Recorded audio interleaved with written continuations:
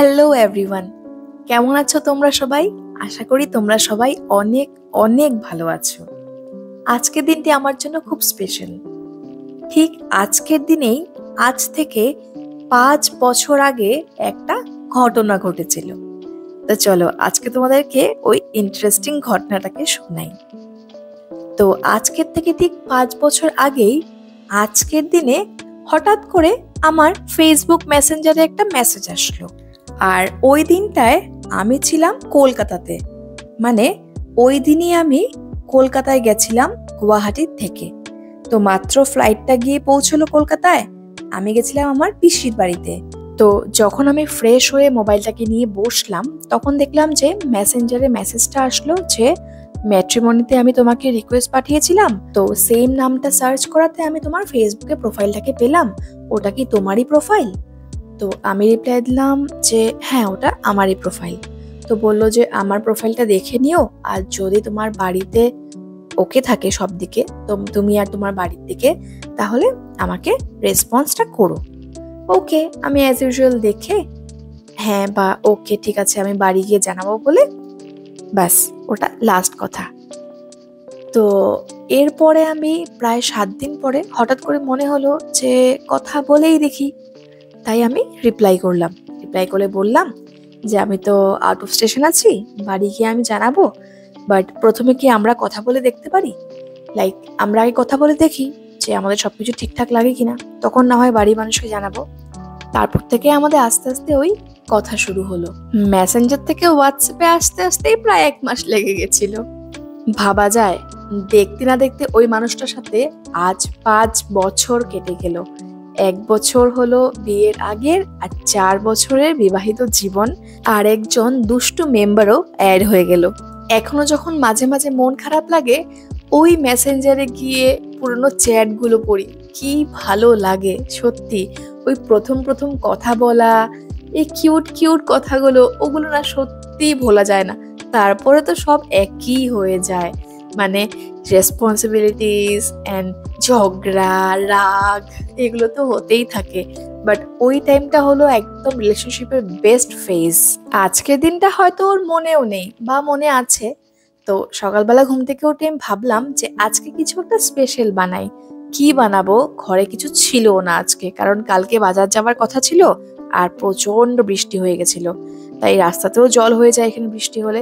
ঘরে ছিল ডিম, তো ওই আজকে বানাচ্ছি হলো ডিমের কষা, আর একটু বাসন্তী পোলাও করার ইচ্ছে আছে, কিন্তু আজকে যেহেতু দীপ দুপুরবেলা খেতে আসছে না অফিস থেকে, তার জন্য বাসন্তী পোলাওটা বানাবো রাত্রেবেলা। এখন আমি আর মেয়ে একটু ভাত আর আলু সেদ্ধ আর ওই ডিম দিয়ে খেয়ে নেব। সত্যি কিভাবে যে সময়গুলো পার হয়ে যায় না, কিভাবে একটা অজানা অচেনা মানুষ এতটা কাছের হয়ে যায়, লাইফের একটা মেইন পার্ট হয়ে যায়, ভাবাও যায় না না।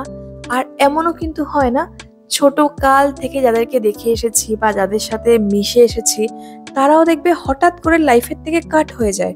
যেমন লাইফে কিছু এমন বন্ধু বান্ধব থাকে যাদের সাথে ছোট কাল থেকে একবার যদি স্কুলে দেখা না হতো, বা একবার যদি তারা একদিনের জন্য স্কুলে না আসতো, মানে পাগল পাগল লাগতো যে কি হলো কি হলো। তখন তো আর ফোন ছিল না, ভাবতাম কি হলো কেন আসেনি। আর আজকাল ওই মানুষগুলোর সাথে কোনো কন্ট্যাক্টই নেই, বা তারাও এখন এমন হয়ে গেছে যে কন্ট্যাক্ট রাখতেই চায় না। মাম্মা, তুমি আজকে একটা টেস্টি টেস্টি ডিমের ঝোল রান্না করছো? মাম্মামের কোলে কোলে উঠে করছো বাবা? টেস্টি হয়েছে বাবা ডিমের ঝোলটা? ঝাল হয়েছে? ঝাল হয়নি না? আর একটু লঙ্কা দেবো? আর একটু লঙ্কা দেবো? শোনা চল।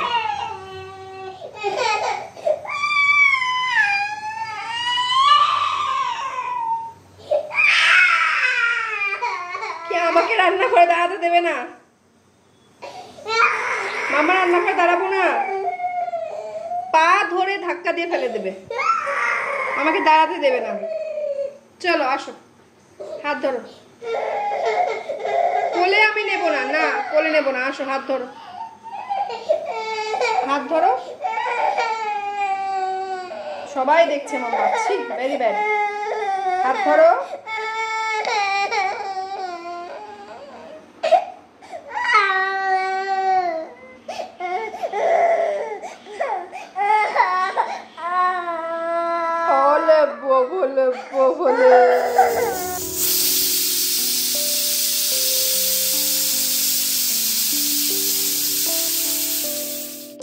দেখলে কাণ্ড, কি রান্না করব। মেয়েটা যে এত উৎপাত করে মাঝে মাঝে যে বলার মতো নয়।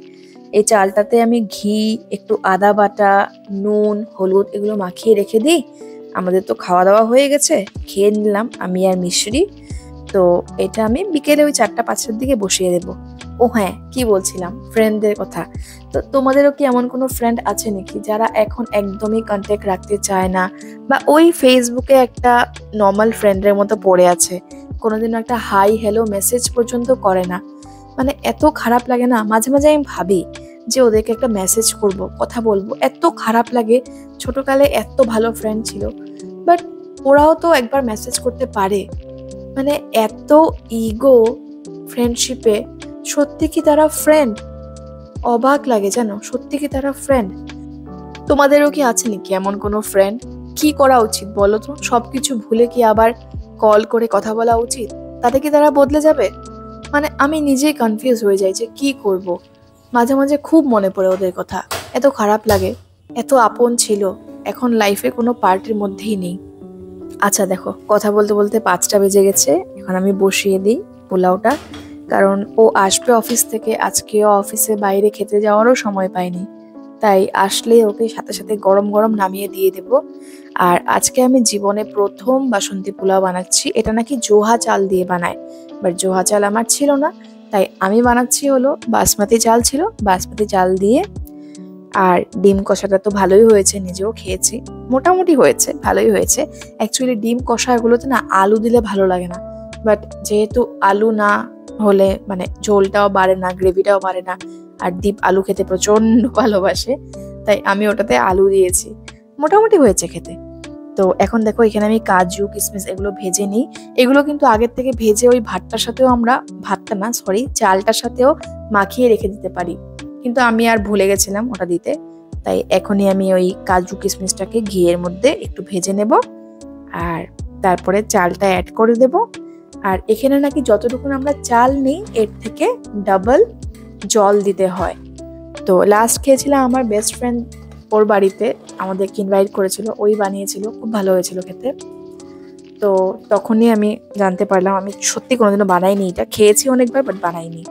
তো এখানে আমি নিয়েছিলাম 2 কৌটো চাল, আর যেহেতু এটা বাসমতি চাল আমার মনে হয় জলটা একটু বেশিই লাগবে, তাই আমি এখানে 2.5 কৌটো, ওই কৌটোরই সেম কৌটোটার জল দিচ্ছি। এটা কিন্তু বেশিরভাগ মানুষই ওই খোলা হাঁড়ি, মানে হাঁড়ি বা ওই খোলা কোনো কড়াইতে ঢাকা দিয়ে করে, বাট যেহেতু আমার কাছে এইখানে নলবাড়িতে এমন কোনো বড় হাঁড়ি বা কিছু নেই, তার জন্য আমি ভাবলাম যে প্রেসার কুকারেই বানাই। আর আমি ইউটিউবেও দেখলাম যে কুকারেও নাকি বানানো যায়, শুধু ভালো করে জলটা দিতে হয়। আর যদি জোহা চাল হয় তাহলে ওই 2টো সিটি, আর বাসমতি চাল দিয়ে করলে 3টে সিটি দিতে হয়। তো এখানে আমি 3টে সিটি দিচ্ছি, আর গ্যাসের ফ্লেমটাকেও একদম মিডিয়াম রেখেছি।